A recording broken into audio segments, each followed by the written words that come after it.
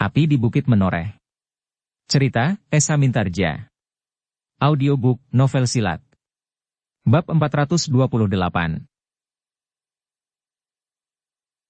Sabung Sari yang melihat kehadiran 3 orang prajurit pati itu pun segera berloncatan surut. Ia harus menjadi semakin berhati-hati jika ia harus melawan 4 orang bersama-sama. Namun sebelum ia mulai bertempur, 2 orang prajurit Mataram telah dengan tangkasnya menyambar 2 orang prajurit pati yang berniat bergabung dengan pemimpinnya itu, sehingga dengan demikian, maka keduanya harus meninggalkan pemimpinnya untuk mempertahankan diri. Dengan demikian, yang harus dihadapi oleh Sabung Sari hanya tinggal 2 orang. Namun seorang di antara mereka adalah pemimpin pasukan pati itu sendiri. Dengan demikian, maka Sabung Sari harus meningkatkan kemampuannya. Ia harus bergerak lebih cepat. Kedua orang lawannya ternyata telah berusaha untuk mengambil garis serangan yang menyilang, sehingga Sabung Sari benar-benar harus membagi perhatiannya. Namun Sabung Sari yang berilmu tinggi itu tidak segera dapat didesak. Bahkan ia masih juga mampu mendesak kedua orang lawannya. Meskipun keduanya telah mengerahkan segenap kemampuannya, tetapi keduanya tidak mampu menguasai Sabung Sari dan apalagi menghentikan perlawanannya. Beberapa kali pemimpin prajurit pati itu bergeser surut. Sementara seorang prajurit yang bertempur bersamanya berusaha menyesuaikan dirinya. Tetapi bagi Sabung Sari, prajurit yang bertempur bersama pemimpinnya itu tidak berbahaya sebagaimana perwira dari pati itu sendiri. Namun dalam pada itu, Sabung Sari yang mendesak lawannya itu sama sekali tidak menyangka bahwa tiba-tiba saja dari balik sudut lumbung yang ada di antara lumbung yang lain, telah muncul seorang prajurit pati. Dengan serta-merta prajurit itu telah melemparkan sebuah pisau belati ke arahnya. Sabung Sari yang tidak menduga hal itu terjadi, memang terkejut. Tiba-tiba saja ia melihat seleret pisau belati itu menyambarnya dengan kecepatan tinggi. Dengan serta-merta Sabung Sari pun meloncat menghindarinya. Ia memang luput dari sambaran pisau belati itu. Tetapi dengan kecepatan yang tinggi, pemimpin prajurit pati itu memburunya sambil menjulurkan senjatanya. Sekali lagi Sabung Sari terkejut. Tidak ada lagi kesempatan untuk menangkis serangan itu. Karena itu, maka Sabung Sari pun menggeliat untuk menghindari serangan itu. Namun pada saat yang bersamaan, senjata prajurit pati yang bertempur bersama pemimpinnya itu pun terayun mendatar. Sabung Sari tidak dapat berbuat banyak. Betapapun ia berusaha, namun akhirnya ia terpaksa menghindari serangan prajurit yang mengayunkan senjatanya itu justru dengan menjatuhkan diri dan berguling menjauh. Namun demikian ia meloncat bangkit, serangan pemimpin prajurit pati itu datang dengan cepat. Pedang Sabung Sari berhasil menepisnya, tetapi ia tidak dapat membebaskan dirinya sepenuhnya. Ujung senjata prajurit pati itu telah menggores pundaknya. Sabung Sari telah berusaha meloncat mengambil jarak. Kemarahan telah membuat darahnya mendidih. Luka itu bagaikan bara api yang memanasi jantungnya. Dalam pada itu, prajurit pati itu berusaha memburunya. Namun luka di pundaknya membuat senjata Sabung Sari seakan-akan tidak terkekang lagi. Karena itu, ketika prajurit itu meloncat mendekati Sabung Sari yang sudah terluka itu sambil mengayunkan senjatanya, maka Sabung Sari justru merendah dan berlutut pada satu lututnya. Pedangnya terjulur lurus, menyongsong prajurit yang menyerangnya itu. Terdengar prajurit itu mengaduh. Senjatanya sama sekali tidak menyentuh tubuh Sabung Sari, tetapi justru ujung pedang Sabung Sari telah menancap di dadanya. Tetapi Sabung Sari tidak tercekam oleh keberhasilannya itu.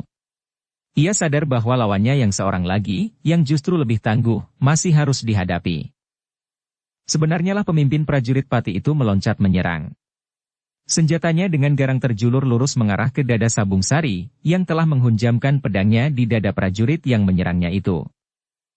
Namun Sabung Sari pun dengan tangkasnya telah meloncat bangkit dan mendorong lawannya ke samping dengan pedangnya, yang masih tertancap di dada lawannya itu. Ternyata senjata pemimpin prajurit pati itu tidak menggapai tubuh Sabung Sari, justru telah menusuk punggung prajuritnya sendiri. Bersamaan dengan itu, Sabung Sari telah menarik pedangnya sambil meloncat surut. Pada saat itu pula, Sabung Sari melihat prajurit yang melemparnya dengan pisau belati itu tengah bertempur dengan prajuritnya. Namun tidak terlalu lama kemudian, prajurit pati itu telah terlempar dari arena dan jatuh menimpa dinding salah satu dari lumbung-lumbung bahan makanan itu. Pemimpin prajurit pati yang telah menusuk punggung prajuritnya itu menggeram. Ia terpaksa memalingkan wajahnya ketika ia menarik senjatanya itu. Sejenak kemudian, maka ia harus menghadapi pemimpin prajurit Mataram itu seorang diri. Dalam pada itu, betapa kemarahan mencengkam jantung Sabung Sari. Tetapi Sabung Sari masih mampu menahan diri untuk tidak mengeterapkan ilmu puncaknya lewat sorot matanya. Ia menyadari bahwa cara itu tidak sebaiknya dipergunakan pada setiap terjadi benturan kekerasan. Hanya dalam keadaan yang memaksa saja maka ia akan mempergunakan. Tetapi pada dasarnya, ilmu kanuragan Sabung Sari memang lebih tinggi meskipun tanpa mempergunakan ilmu pamungkasnya. Sehingga karena itu, semakin lama pemimpin prajurit Pati yang mempertahankan lumbung utama itu menjadi semakin terdesak. Tetapi ternyata prajurit Pati tidak ingin melepaskan tanggung jawab mereka. Apapun yang terjadi, mereka telah bertempur dengan segenap kemampuan tanpa mengenal gentar. Meskipun satu-satu perlawanan kawan-kawan mereka dihentikan, tetapi tidak seorang pun di antara mereka yang meninggalkan gelanggang.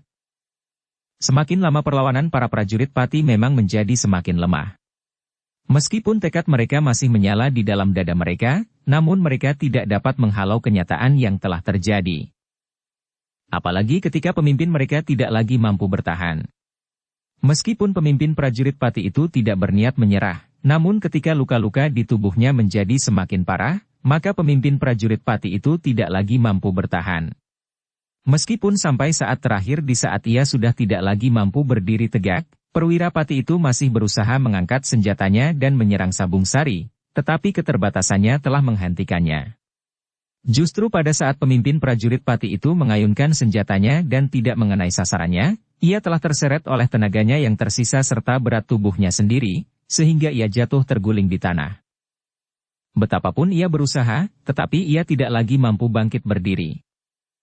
Meskipun demikian, suaranya masih lantang dan menantang. "Bunuh aku!" Sabung Sari berdiri termangu-mangu. Sekilas ia melihat bahwa perlawanan prajurit Pati sudah tidak banyak berarti lagi. "Bunuh aku!" teriak pemimpin prajurit Pati itu. Lalu katanya, "Apakah kau takut melihat darahku menyembur dari jantung? Heh, bukankah kau seorang prajurit?" Sabung Sari masih berdiri tegak. Pedangnya bergetar di tangannya. Sedangkan luka di pundaknya terasa semakin pedih. Tetapi ia tidak mengangkat pedangnya dan tidak menikam jantung perwira dari Pati itu. Pemimpin prajurit Pati itu justru berusaha untuk bangkit. Namun ia sudah tidak mampu lagi. Bahkan ketika ia terjatuh lagi, maka ia pun telah menjadi pingsan. Sabung Sari termangu-mangu sejenak. Ketika ia memandang berkeliling, maka dilihatnya beberapa orang prajuritnya bergerak dengan bebas.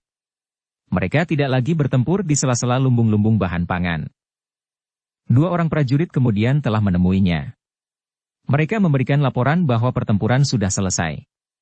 Beberapa orang prajurit Pati terbunuh, sementara yang lain luka-luka. Beberapa di antara mereka telah tertawan. Namun beberapa orang prajurit Mataram pun telah menjadi korban pula. Ada yang terbunuh, ada yang terluka, bahkan parah. Sabung Sari sendiri telah terluka meskipun tidak parah, sebagaimana pemimpin prajurit Pati itu. "Kumpulkan semua prajurit dan para tawanan," perintah Sabung Sari. Sambil menunggu para prajurit berkumpul, maka Sabung Sari minta salah seorang prajuritnya untuk menaburkan obat di lukanya. Sejenak kemudian, setelah para prajuritnya berkumpul, Sabung Sari pun telah memerintahkan untuk merawat kawan-kawan mereka yang telah terluka. Juga merawat para prajurit Pati. Namun Sabung Sari itu pun berkata kepada para prajurit Pati yang terluka, "Kami tidak dapat menunggu kalian atau membawa kalian. Tetapi kalian tahu bahwa sebentar lagi, tentu ada iring-iringan prajurit Pati yang lewat. Mungkin peronda, mungkin penghubung atau apapun, yang akan singgah di lumbung utama ini. Para petugas yang mengurusi perbekalan akan selalu melihat lumbung-lumbung yang tersedia. Karena itu, jangan menjadi ketakutan bahwa kawan-kawan kalian yang tidak terluka akan kami bawa sebagai tawanan kami." Para prajurit Pati itu tidak ada yang menyahut. Suka atau tidak suka, mereka memang tidak dapat membantah. Sementara itu, Sabung Sari pun berkata, "Tetapi sebelum kami meninggalkan lumbung utama ini, maka kami harus menyelesaikan tugas kami. Tugas yang sangat berat, tetapi kami tidak mempunyai pilihan. Kami harus menghancurkan persediaan pangan yang ada di Ngaruaru ini." Para prajurit Pati itu sudah mengetahui bahwa tugas itulah yang diemban oleh para prajurit Mataram. Sehingga karena itu, mereka sama sekali tidak terkejut mendengar pengakuan Sabung Sari itu. Sebenarnya lah tugas itu terasa sangat berat bagi Sabung Sari. Menghancurkan bahan makanan adalah pekerjaan yang bertentangan dengan tingkah laku seseorang. Jika seseorang bekerja memeras keringat dari matahari terbit sampai matahari terbenam, adalah karena mereka tidak ingin kelaparan. Mereka bekerja untuk dapat antara lain, memberi makan kepada keluarganya. Namun tiba-tiba ia dan para prajuritnya harus menghancurkan bahan makanan yang sudah tertimbun di lumbung-lumbung. Tetapi Sabung Sari tidak mempunyai pilihan lain. Ia harus menyingkirkan bahan pangan itu. Cara yang paling mudah untuk menghancurkan lumbung-lumbung itu adalah dengan membakarnya. Tetapi Sabung Sari mencemaskan bahwa para prajurit Pati akan melakukan pembalasan dengan membakar rumah-rumah penduduk di sepanjang jalan yang mereka lalui sampai ke Jati Anom. Karena itu, maka Sabung Sari tidak memusnahkan bahan pangan itu dengan api. Seperti yang direncanakan, maka Sabung Sari telah memerintahkan untuk melemparkan bahan pangan itu ke sawah di sebelah pategalan itu. Sabung Sari pun telah memerintahkan mengaliri sawah itu dengan membendung parit. Ternyata pekerjaan itu memerlukan waktu yang cukup lama. Namun yang terutama dirusakkan adalah padi dan jagung. Jika ada yang tidak rusak, biarlah diambil oleh orang-orang padukuhan yang kekurangan pangan. Mereka tidak akan berani, desis seorang pemimpin kelompok. Sabung Sari mengangguk-angguk. Namun kemudian katanya, setidak-tidaknya setelah perang selesai. Dalam pada itu, induk pasukan Pati yang dipimpin langsung oleh Kanjeng Adipati telah berada di Jati Anom. Mereka memang tidak mendapatkan perlawanan. Sementara itu, orang-orang Jati Anom seakan-akan telah hilang di telan bumi. Rumah-rumah nampak kosong. Pintu tertutup rapat. Namun tidak ada suara apapun di dalam rumah itu. Tanpa ragu-ragu, pasukan induk itu telah menduduki barak prajurit Mataram yang dipimpin oleh Untara. Bangunan induk dan bahkan rumah Untara, yang sejak semula memang telah diperuntukkan bagi prajurit Mataram di Jati Anom. Tugas pertama bagi para prajurit Pati adalah mengamankan lingkungan itu. Beberapa kelompok prajurit Pati telah menebar dan menempati tempat-tempat yang dianggap penting bagi pengamanan barak yang kosong. Karena Kanjeng Adipati pun telah menerima laporan bahwa prajurit Mataram telah mempersiapkan pesanggerahan di sebelah barat Kali Dengkeng. Besok kita akan maju lagi, berkata Kanjeng Adipati Pati. Kita akan berkemah di hadapan pasukan Mataram. Pasukan Mataram berkemah beberapa ratus patok di sebelah barat Kali Dengkeng, berkata petugas sandi yang memberikan laporan itu. Tepatnya di mana? Bertanya Kanjeng Adipati. Petugas sandi yang mengamati gerak pasukan Mataram itu menjawab. Mereka berkemah di Prambanan. Kanjeng Adipati Pati itu termangu-mangu sejenak. Namun kemudian ia pun berkata, jika Mataram berkemah beberapa ratus patok saja di sebelah barat Kali Dengkeng, maka kita akan berkemah beberapa ratus patok di sebelah timur Kali Dengkeng. Dengan demikian, maka Kanjeng Adipati pun telah memerintahkan sekelompok prajuritnya untuk mempersiapkan perkemahan bagi pasukan Pati, yang di hari berikutnya akan bergerak maju. Sementara itu di medan pertempuran di arah utara, pasukan Mataram dan pasukan Pati masih bertempur dengan sengitnya. Pada saat-saat terakhir, gelar Garudang Layang dari pasukan Mataram tidak lagi bergerak mundur. Segala bagian gelar itu setelah menjadi mapan, ternyata telah menahan gerak maju gelar di Rada Meta yang garang itu. Serangan-serangan pada lambung gelar memaksa gelar di Rada Meta itu memperkuat ketahanannya. Sementara itu di induk pasukan, seorang penghubung telah memberikan laporan dari Agung Sedayu, bahwa pasukannya akan mulai bertahan dan bahkan mulai menekan lawannya. Ki Tumenggung Wirayuda yang mendapat laporan itu pun telah memerintahkan Agung Sedayu agar pasukannya tidak tergesa-gesa berusaha mendesak lawannya. Pangkal sayap gelar ini harus mendapat perhatian, perintah Ki Tumenggung Wirayuda lewat penghubung itu. Agung Sedayu mengerti maksud Ki Tumenggung. Karena itu, ia pun telah meneruskan perintah itu kepada Ki Lurah Suratapa dan Ki Lurah Uwangung. Dalam pertempuran yang sengit, Ki Lurah Uwangung sempat mengirimkan pesan kepada Agung Sedayu lewat penghubung itu. Adik sepupu Ki Lurah Agung Sedayu sungguh luar biasa. Bahkan para pengawal tanah perdikan menoreh juga luar biasa. Mereka memiliki kemampuan keprajuritan yang mapan.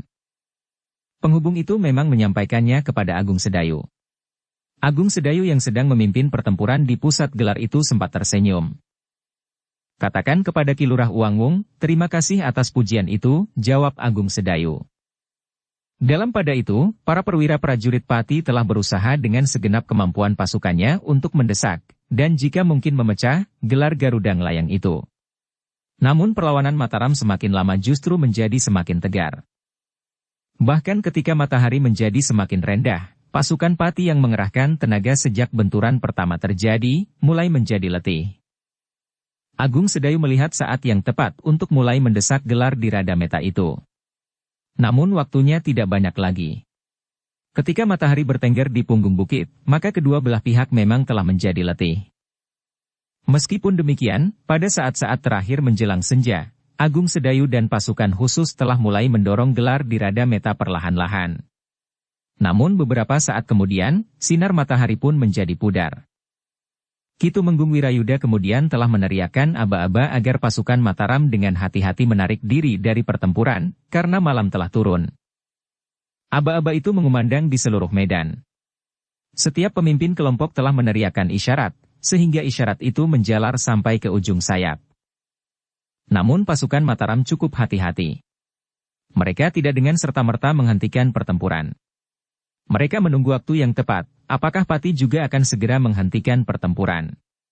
Jika Pati masih tetap ingin bertempur meskipun malam turun, maka Mataram pun akan tetap berada di medan. Namun pemimpin tertinggi Pati masih juga berpegang kepada pegangan yang dihormati oleh para prajurit. Perang gelar akan berhenti jika malam mulai turun. Demikianlah, senapati tertinggi dari Pati itu pun telah memberikan aba-aba yang sama pula kepada prajurit-prajuritnya, sehingga para prajurit Pati yang letih itu telah mengendorkan pertempuran. Beberapa saat kemudian pertempuran pun berhenti. Kedua pasukan yang bertempur dalam gelar itu telah mulai merenggangkan kedudukan mereka. Demikianlah, ketika malam turun, pertempuran itu benar-benar telah terhenti. Kedua pasukan telah ditarik ke perkemahan mereka masing-masing. Kedua belah pihak telah menjadi sangat letih dan lapar. Mereka tidak sempat makan dan minum selama pertempuran terjadi. Ketika malam menjadi semakin gelap, baik Mataram maupun Pati telah mengirimkan kelompok-kelompok prajurit yang khusus mencari korban di bekas medan pertempuran itu. Mereka telah membawa orang-orang yang terluka dan yang gugur ke perkemahan. Kelompok-kelompok yang membawa obor itu ternyata saling menghormati, sehingga mereka tidak saling mengganggu meskipun mereka berada di bekas medan yang sama. Bahkan kadang-kadang mereka bersama-sama berusaha mengenali korban yang terbaring dan kadang-kadang saling menindih. Malam itu, Gelagah Putih dan Prastawa ikut dalam tugas khusus itu bersama beberapa orang pengawal Tanah Perdikan, di samping para prajurit Mataram, untuk mengenali terutama para pengawal dari Tanah Perdikan Menoreh. Dengan obor di tangan, Gelagah Putih dan Prastawa berada di antara kelompok-kelompok orang yang mencari korban pertempuran di jalur medan yang bergerak. Sedangkan di tempat yang sama, kelompok-kelompok prajurit Pati juga melakukan hal yang sama. Meskipun kedua belah pihak cukup hati-hati, tetapi tidak ada seorang pun di antara mereka yang bertengkar dan apalagi bertempur. Bahkan ketika prajurit Pati itu menemukan sosok tubuh prajurit Mataram yang terluka atau terbunuh, maka mereka pun memanggil sambil menunjuk sosok itu. Ini salah satu kawanmu. Namun sebaliknya, orang-orang Mataram pun berbuat demikian pula. Seakan-akan kedua pihak itu tidak sedang saling bermusuhan. Dalam pada itu, ketika pertempuran antara kedua gelar pasukan Mataram dan Pati di sisi utara itu mereda dan bahkan terhenti oleh cahaya senja yang berangsur menjadi gelap, maka di sekitar Jati Anom, utara justru sedang mempersiapkan pasukannya. Kepada beberapa kelompok prajuritnya, Untara telah memberikan petunjuk-petunjuk apa yang harus mereka lakukan. Sementara itu Swandaru dengan para pengawal Kademangan Sangkal Putung serta kelompok-kelompok kecil lainnya, telah bersiap pula untuk melaksanakan perintah yang serupa. Untara atas dasar laporan para petugas Sandi tahu pasti, di mana kelompok-kelompok prajurit Pati membuat landasan pengamanan bagi induk pasukannya, yang dipimpin langsung oleh Kanjeng Adipati Pati. Untara tahu bahwa ia tidak akan mampu melawan kekuatan yang datang dari Pati itu. Namun ia dapat berbuat sesuatu untuk memperlemahnya, sebagaimana yang telah dilakukan oleh Sabung Sari dengan kelompok prajuritnya. Demikianlah. Setelah memberikan petunjuk-petunjuk kepada para pemimpin kelompok prajuritnya serta kelompok-kelompok pengawal, termasuk pengawal Kademangan Sangkal Putung, maka Untara pun melepas prajurit-prajuritnya turun ke gelanggang.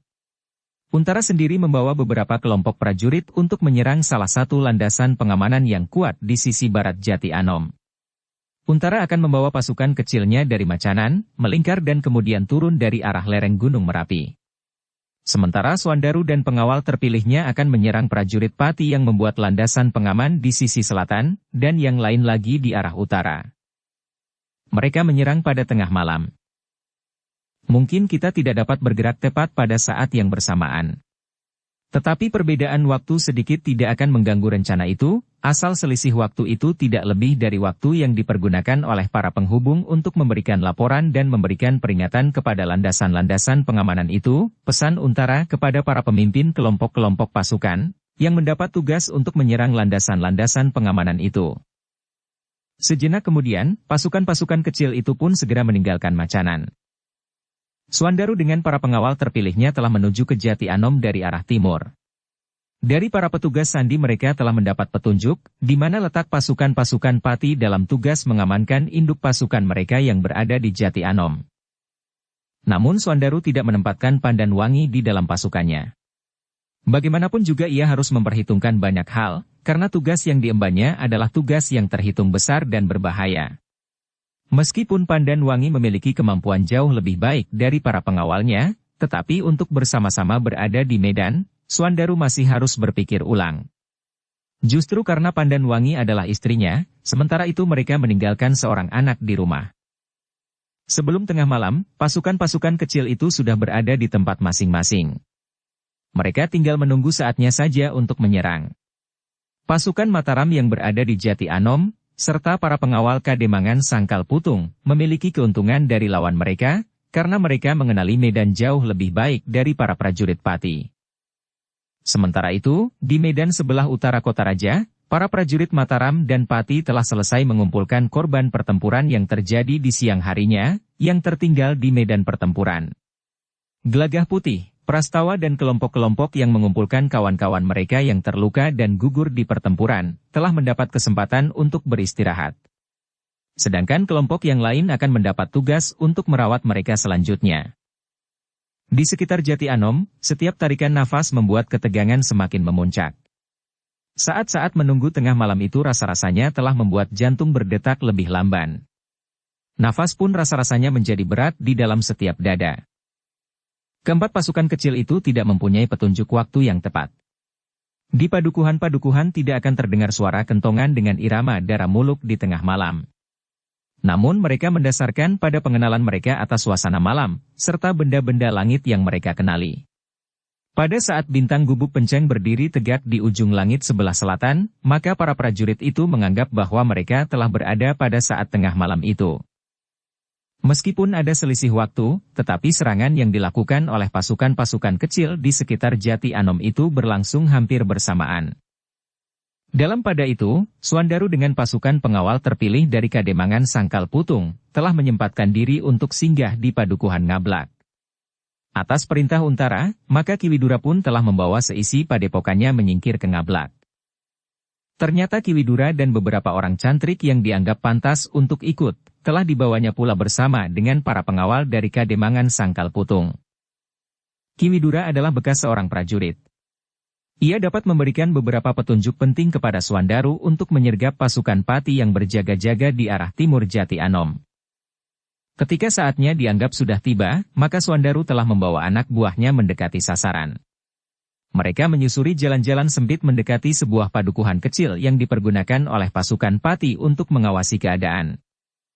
Dalam kegelapan malam, atas petunjuk Widura, Suandaru telah memerintahkan separuh dari pasukan yang dibawanya untuk mendekati padukuhan itu dari arah yang terbuka. Mereka melalui jalan induk serta meniti 3 jajaran pematang, maju dengan cepat menuju ke padukuhan kecil itu. Sementara yang lain merayap di sela-sela gerumbul-gerumbul perdu, mendekati dinding padukuhan itu pula. Dengan cepat, prajurit yang berjaga-jaga di padukuhan itu segera dapat melihat kehadiran para pengawal yang datang dari tempat terbuka. Mereka pun segera memberikan isyarat kepada para prajurit Pati yang ada di padukuhan itu untuk segera bersiap. Separuh dari para pengawal Kademangan Sangkal Putung itu kemudian telah menebar. Sebagian dari mereka dengan cepat menuju ke pintu gerbang padukuhan, sementara yang lain akan berusaha memasuki padukuhan dengan memanjat dinding. Namun prajurit Pati yang ada di padukuhan itu tidak membiarkan mereka memasuki padukuhan itu. Karena itu, sebelum mereka mencapai pintu gerbang serta berhasil memanjat dinding, para prajurit Pati telah menyongsong mereka untuk bertempur di tempat terbuka. Dengan tegar prajurit dari Pati itu menyongsong lawan yang menurut penglihatan mereka jumlahnya tidak sebanyak jumlah prajurit Pati itu sendiri. Karena itu, maka mereka sama sekali tidak mencemaskan datangnya serangan itu. Mereka justru mentertawakan para pengawal yang datang menyerang sambil bersorak-sorak gemuruh itu. Sebentar lagi, maka akan diam, desis seorang prajurit Pati yang menggenggam tombak pendek di tangannya. Namun dalam pada itu, ketika perhatian para prajurit Pati itu tertuju pada para pengawal yang datang dari arah yang terbuka itu, maka Swandaru dan Ki Widura bersama sebagian para pengawal dan para cantrik dari padepokan orang bercambuk itu telah mendekati dinding padukuhan. Demikian mereka mendengar di kejauhan sorak para pengawal yang menyerang melalui pintu gerbang, maka Swandaru pun segera memberikan isyarat kepada para pengawalnya. Ia tidak mau terlambat sehingga para pengawalnya yang datang dari arah terbuka akan banyak yang menjadi korban. Karena itu, maka dengan cepat Swandaru pun segera membawa pasukan pengawalnya menyerang padukuhan itu. Perhatian para prajurit Pati yang masih dihentak oleh kedatangan serangan dari arah pintu gerbang, membuat petugas yang tertinggal di sisi lain padukuhan itu terlambat menyadari serangan yang datang dari arah lain. Mereka menyadari keadaan ketika Swandaru dan pasukannya telah berusaha meloncati dinding padukuhan. Sementara yang lain memecahkan pintu gerbang butulan pada dinding padukuhan itu. Dengan cepat petugas itu memberikan isyarat kepada kawan-kawannya. Dengan teriakan-teriakan nyaring, pengawal itu memberitahukan datangnya serangan dari arah lain. Para prajurit Pati memang terlambat menyadari. Apalagi sebagian besar mereka telah berada pada satu sisi, menyongsong datangnya serangan dari arah yang terbuka itu. Ketika prajurit yang tersisa berdatangan menyongsong serangan itu, maka Swandaru dan Ki Widura serta sebagian besar pengawalnya telah berada di dalam dinding padukuhan. Dengan demikian, maka pertempuran segera berkobar di dua tempat. Para prajurit Pati yang menyongsong datangnya serangan dari arah terbuka itu pun telah terlibat dalam pertempuran, sedangkan yang lain telah bertempur pula justru di dalam padukuhan. Para prajurit Pati yang sudah siap keluar dari padukuhan lewat pintu gerbang utama untuk bertempur melawan serangan yang datang dari arah terbuka, telah membatalkan gerakan mereka dan beralih menghadapi lawan yang sudah ada di dalam padukuhan. Pertempuran berlangsung dengan sengitnya, baik di dalam maupun di luar dinding padukuhan. Swandaru dan Ki Widura serta para pengawal dan cantrik terpilih yang bertempur di dalam dinding padukuhan, mendapat kesempatan lebih baik dari para prajurit Pati yang sebagian sudah berada di luar dinding. Namun sebaliknya, para pengawal yang datang dari arah terbuka, mengalami kesulitan karena mereka menghadapi lawan yang lebih banyak. Namun kesulitan itu tidak berlangsung lama. Sebagian prajurit Pati yang tertumpah keluar itu bagaikan dihisap kembali melalui pintu gerbang, masuk ke padukuhan untuk menghadapi lawan yang sudah berada di dalam. Ternyata para pengawal Kademangan Sangkal Putung adalah pengawal yang sudah berpengalaman. Karena itu, dengan cepat mereka berhasil menyesuaikan diri dengan pertempuran yang rumit itu. Pertempuran yang terjadi di sela-sela pepohonan, jalan-jalan yang dibatasi dinding-dinding halaman, rumah-rumah dan rumput-rumput bambu, memerlukan ketangkasan yang tinggi. Untunglah bahwa para pengawal Kademangan Sangkal Putung itu hampir setiap kali mengenali lingkungan yang mirip dengan padukuhan kecil itu. Di Sangkal Putung juga terdapat pepohonan yang terhitung rapat. Jalan-jalan padukuhan yang dibatasi oleh dinding-dinding halaman, rumah besar dan kecil, serta kebun-kebun dan rumput-rumput bambu. Hampir setiap hari para pengawal itu hidup dalam lingkungan serta suasana yang demikian, sehingga mereka tidak lagi ragu-ragu untuk menerobos semak-semak serta tidak takut akan gelugut bambu. Dalam pertempuran yang kalut itu, para pengawal Kademangan Sangkal Putung serta para cantrik dari padepokan orang bercambuk ternyata dengan cepat menguasai lingkungan padukuhan kecil itu. Meskipun pertempuran masih terjadi, tetapi tidak lagi banyak berarti bagi para pengawal Sangkal Putung. Tetapi di luar padukuhan, justru pasukan Pati telah mendesak para pengawal yang menyerang dari arah terbuka. Namun karena sebagian dari para prajurit itu telah kembali memasuki padukuhan dan bertempur di dalamnya, maka para prajurit Pati itu mulai mendapat perlawanan yang seimbang. Dengan demikian, pemimpin prajurit Pati yang berada di padukuhan itu menjadi gelisah. Serangan itu sama sekali tidak diduganya. Prajurit Pati yang menduduki Jati Anom mengira bahwa prajurit Mataram yang ada di Jati Anom sudah ditarik dan memperkuat pasukan Mataram yang akan bertahan di Prambanan. Dalam pertempuran yang kalut itu, serta kesulitan yang semakin menekan prajurit Pati dan ketidakpastian yang membingungkan, maka pemimpin prajurit Pati itu telah memberikan isyarat agar para prajuritnya meninggalkan padukuhan itu. Demikianlah, sejenak kemudian terdengar isyarat yang diteriakkan oleh pemimpin prajurit Pati itu. Prajurit yang mendengarnya telah melanjutkan isyarat itu sambung bersambung. Para pengawal Sangkal Putung tidak mengerti arti isyarat sandi itu. Tetapi mereka menduga bahwa pasukan Pati akan menarik diri dari medan pertempuran. Sebenarnya lah, bahkan dalam waktu yang pendek, para prajurit Pati itu bagaikan terhisap oleh kegelapan. Kemampuan mereka cepat dan teratur.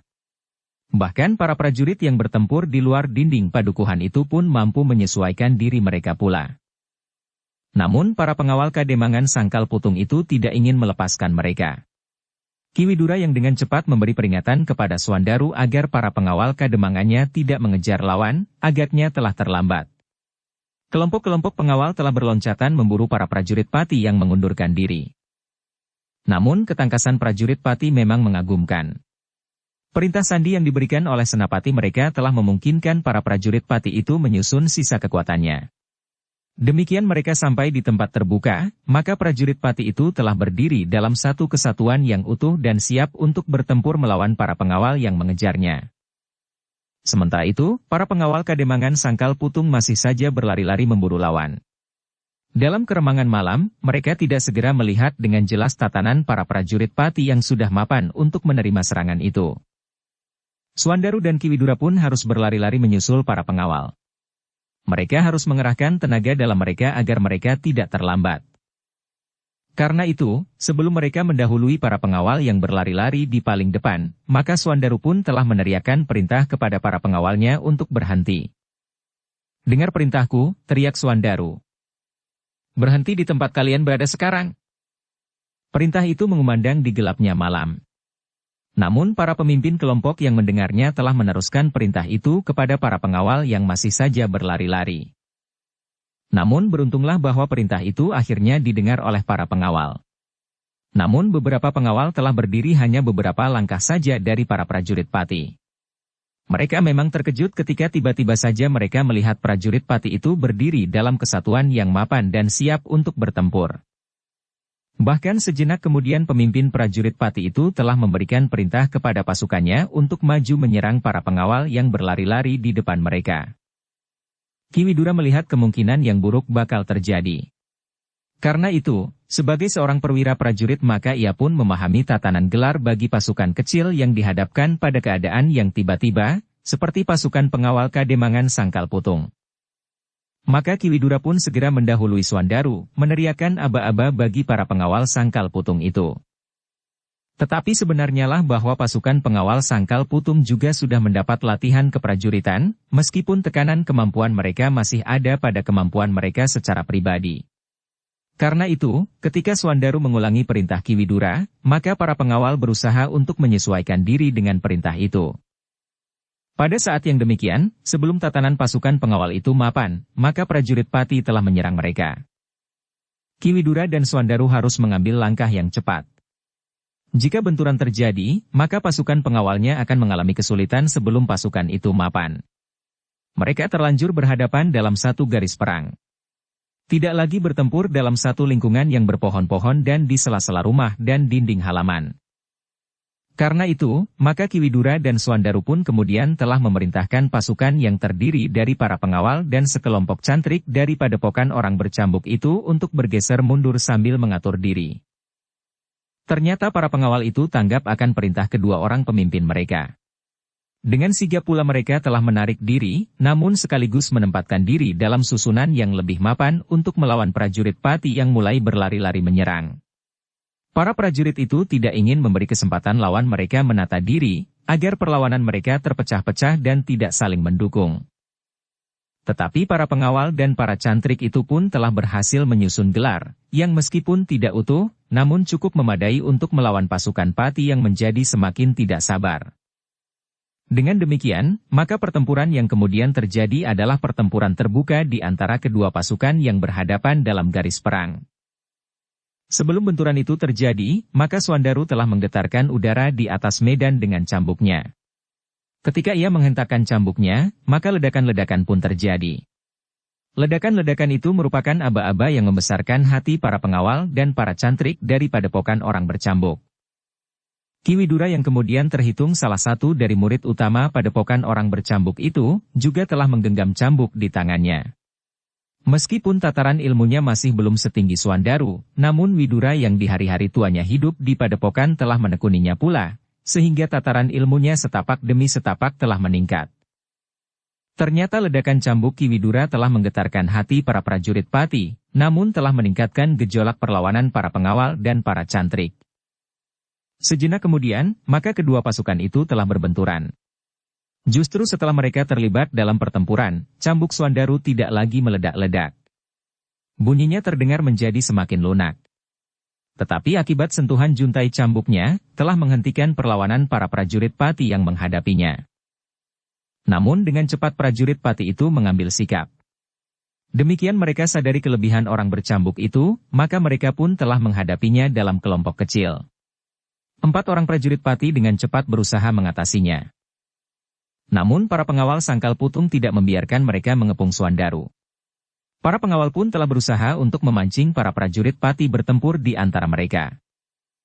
Demikianlah, meskipun dalam pertempuran terbuka yang membentang pada garis perang, para pengawal Sangkal Putung dan para cantrik yang jumlahnya lebih banyak itu akhirnya berhasil mendesak para prajurit Pati. Perlahan-lahan, pasukan Sangkal Putung itu maju, langkah demi langkah. Akhirnya para pemimpin prajurit Pati itu menyadari bahwa mereka tidak akan mampu bertahan lebih lama lagi. Jika mereka memaksa diri, maka korban tentu akan berjatuhan lebih banyak lagi. Karena itu, maka pemimpin prajurit Pati itu telah memerintahkan 2 penghubungnya untuk memberitahukan keadaan pertempuran itu kepada induk pasukannya. Kau tahu apa yang harus kau katakan? Kau pun tahu waktu yang sempit sebelum pasukan ini dihabisi. 2 orang penghubung itu pun segera berlari meninggalkan medan, menuju ke induk pasukannya. Sementara itu, pasukan Pati itu bertempur sambil menarik diri. Mereka menghindari benturan-benturan keras di antara kedua pasukan itu. Namun dengan demikian maka pasukan Pati akan mendapat kesempatan untuk mengulur waktu lebih panjang lagi, sebelum bantuan akan datang dari induk pasukan. Namun Ki Widura menyadari usaha lawannya. Karena itu, maka ia pun telah memerintahkan seorang cantriknya untuk menghubungi Swandaru. Katakan bahwa aku mengusulkan agar seluruh pasukan ditarik sebelum bantuan Pati datang. Kita jangan terseret mendekati Jati Anom, karena induk pasukannya ada di sana. Ketika hal itu disampaikan kepada Swandaru, ternyata Swandaru pun menyetujuinya. Selagi kekuatan pasukannya masih lebih besar, maka gerakan mundur tidak akan membahayakannya. Tetapi jika bantuan dari induk pasukan Pati itu datang, maka mungkin sekali keadaan akan berbeda. Karena itulah, maka Swandaru segera memberikan isyarat, agar pasukannya menarik diri. Para pengawal terkejut mendapat perintah untuk mundur. Mereka menganggap bahwa pasukannya akan dapat menghancurkan lawan yang semakin lama menjadi semakin lemah. Namun perintah Swandaru dan Ki Widura tetap, pasukan harus mundur. Jangan ada yang tertinggal. Selagi kita masih mempunyai keunggulan, kita akan mundur dengan membawa kawan-kawan kita yang gugur dan terluka, perintah Swandaru, yang kemudian diteruskan kepada semua pemimpin kelompok dan prajurit. Sebenarnya lah para pengawal Kademangan Sangkal Putung dan para cantrik menjadi kecewa. Mereka memperhitungkan kemenangan sudah diambang. Namun mereka mendapat perintah untuk menarik diri.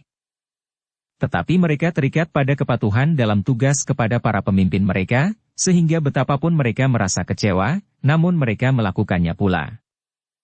Demikianlah, perlahan-lahan pengawal Sangkal Putunglah yang kemudian menarik diri dari arena. Sambil bertempur mereka melangkah surut, sambil membawa kawan-kawan mereka yang gugur dan terluka. Mereka bergerak menuju ke padukuhan kecil, tempat para prajurit Pati membangun landasan. Sebenarnya lah prajurit Pati merasa kecewa pula, bahwa pasukan yang menyerang mereka itu menarik diri. Sebenarnya mereka ingin memancing pertempuran sampai saatnya bantuan yang lebih besar datang, sehingga pasukan yang menyerang itu akan dapat dihancurkan. Ketika kemudian pasukan pengawal itu kembali memasuki padukuhan, maka prajurit Pati tidak menyusulnya.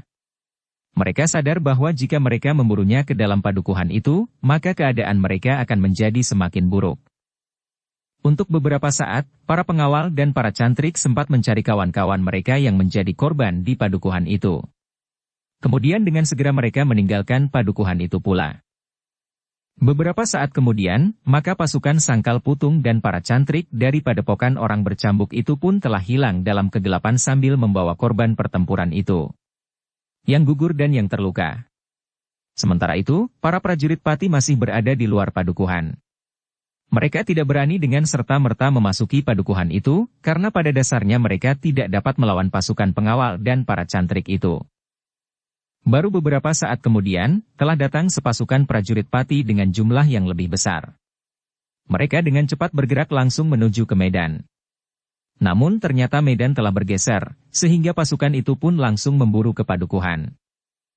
Ketika mereka mendapat laporan bahwa pasukan yang telah menyerang landasan pengamanan itu memasuki padukuhan, maka Senapati yang memimpin pasukan itu pun langsung memerintahkan 2 orang untuk mengamati keadaan.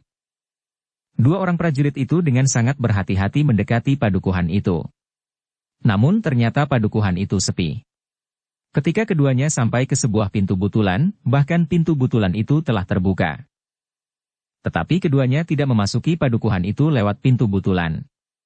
Dapat saja pintu butulan itu dibuka justru sebagai satu jebakan. Sehingga demikian mereka masuk, maka mereka segera berada di tangan pasukan yang telah menyerang. Karena itu, maka keduanya memilih mengamati keadaan dengan meloncati dinding halaman yang terlindung oleh serumpun bambu yang lebat. Mereka pun kemudian dengan sangat berhati-hati meloncat masuk dengan panah sendaren siap di tangan. Demikian terjadi sesuatu atas mereka, maka panah sendaren itu akan segera meloncat ke udara, memberikan isyarat kepada pasukan Pati yang berada di luar padukuhan. Namun ternyata bahwa padukuhan itu sepi. Mereka tidak melihat seorang pun yang tinggal di padukuhan itu. Rumah-rumah yang sebelumnya memang sudah kosong, tetap saja kosong. Pasukan yang menyerang itu ternyata telah meninggalkan padukuhan. Dengan demikian, keduanya pun segera meninggalkan padukuhan itu untuk memberikan laporan bahwa padukuhan itu telah kosong. Dalam waktu yang singkat, maka pasukan Pati seluruhnya itu pun telah berada di dalam padukuhan itu. Mereka menyadari bahwa pasukan itu tentu bagian dari pasukan Mataram yang ada di Jati Anom, atau bagian-bagiannya. Mereka datang menyerang, kemudian segera meninggalkan tempat. Ternyata yang terjadi tidak hanya di satu landasan pengamanan pasukan Pati di Jati Anom. Dari 4 arah telah datang pasukan-pasukan kecil, yang menyerang dan kemudian melarikan diri setelah menimbulkan kerusakan pada pasukan Pati. Laporan itu benar-benar menyakitkan hari. 4 landasan pengamanan telah mendapat serangan dan terpaksa menarik mundur pasukan mereka. Bahkan pasukan Pati di sisi barat, yang mendapat serangan dari prajurit Mataram yang dipimpin langsung oleh Untara, telah mengalami kerusakan yang cukup parah. Meskipun pasukan yang berada di landasan pengamanan sebelah barat itu cukup kuat, namun Untara berhasil mendesaknya keluar dan bahkan dengan meninggalkan korban yang cukup besar. Sebagaimana di sisi yang lain, bantuan dari induk pasukan selalu datang terlambat. Laporan tentang pertempuran-pertempuran itu membuat Kanjeng Adipati Pati menjadi sangat marah. Tetapi Pati memang tidak dapat berbuat lebih banyak. Pasukan-pasukan yang menyerang itu telah hilang tanpa diketahui tujuannya. Mungkin dengan menelusuri jejak, mereka akan dapat mencari sarang pasukan yang menyerang itu. Tetapi Kanjeng Adipati justru mencemaskan bahwa masih ada pasukan yang kuat, yang akan dapat menyergap dengan tiba-tiba. Kemarahan Kanjeng Adipati menjadi semakin menyala di dadanya, ketika datang laporan dari Ngaru-Aru bahwa lumbung utama, tempat bahan makanan Pati disimpan, telah dihancurkan oleh orang Mataram. Namun semuanya itu sama sekali tidak mengendorkan niat Kanjeng Adipati Pati untuk menyerang Mataram. Justru kemarahannya telah mendorongnya untuk bergerak lebih cepat ke Prambanan. Tetapi Kanjeng Adipati tidak dapat bergerak malam itu juga. Bahkan tidak pada hari berikutnya, karena Kanjeng Adipati masih harus mengumpulkan laporan tentang pasukan-pasukannya di landasan pengaman yang telah mendapat serangan dari pasukan Mataram. Namun malam itu juga Kanjeng Adipati memerintahkan bahwa pasukan itu akan segera bergerak sehari kemudian, setelah menyusun kembali segala rencananya. Tentang persediaan bahan makanan dan perbekalan, Kanjeng Adipati justru memerintahkan. Kita harus mendapatkan bahan makanan pengganti di sepanjang perjalanan. Tetapi jangan takut, di Mataram terdapat banyak lumbung yang telah disiapkan bagi kita semua. Kita akan mendapatkan bahan makanan dan perbekalan yang melimpah. Di sisa malam itu, Kanjeng Adipati Pati justru menunggu laporan-laporan berikutnya tentang perkembangan keadaan. Kelompok pengawas telah dilepaskan untuk mengamati keadaan, apakah Mataram merencanakan serangan yang lebih besar ke Jati Anom. Atau bahkan mungkin Mataram telah mengepung Jati Anom dari beberapa penjuru, dengan menggerakkan pasukan yang berkemah di Prambanan serta prajurit Mataram yang berada di Jati Anom. Namun para petugas sandi pun kemudian melaporkan bahwa mereka tidak melihat lagi gerakan pasukan Mataram, sehingga para petugas sandi yakin bahwa Mataram tidak akan menyerang lewat fajar hari itu. Yang terjadi tidak lebih dari sekedar gangguan-gangguan kecil, berkata seorang senapati kepada Kanjeng Adipati. Tetapi Kanjeng Adipati itu menjawab, besar atau kecil, tetapi kita sudah kehilangan banyak prajurit. Selebihnya, kita juga sudah kehilangan lumbung utama kita. Tetapi hal itu tidak mengurangi kemampuan pasukan kita, berkata senapati itu. Aku bukan orang dungu. Kanjeng Adipati justru membentak. Satu saja prajuritku terbunuh, itu berarti bahwa kemampuan kita sudah berkurang. Senapati itu mengangguk-angguk kecil. Tetapi ia tidak menjawab lagi. Dalam pada itu, menjelang fajar, di medan sebelah utara kota raja, prajurit Mataram yang dipimpin Ki Tumenggung Wirayuda sudah bersiap. Agung Sedayu dengan pasukan khususnya akan tetap berada di kepala gelar Garudang Layang. Ki Tumenggung Wirayuda yang menilai pertempuran di hari pertama, ternyata tidak merubah gelar dan letak pasukan. Gelarnya akan dapat dengan mantap menghadapi gelar-gelar yang membentang atau gelar yang sempit menggelembung, seperti gelar yang sebelumnya dipergunakan Pati, di Radameta. Namun sebelum gelar pasukan Mataram tersusun rapi, maka dua orang pengawas dengan tergesa-gesa memberitahukan bahwa pasukan Pati justru sudah mulai bergerak. Kita belum mendengar isyarat dan aba-aba, sahut Ki Lurah Sernita. Nampaknya isyarat dan aba-aba diberikan dari kelompok ke kelompok, jawab pengawas itu. Apakah kalian lihat gelar yang dipergunakan? Bertanya Ki Tumenggung Wirayuda. Mereka kembali menggelar gelar di Radameta atau Cakra Biuha, yang dalam wujud kewadagan hampir sama, jawab pengawas itu. Ki Tumenggung Wirayuda mengangguk-angguk. Namun kemudian ia memperingatkan kepada para senapati dalam pasukannya.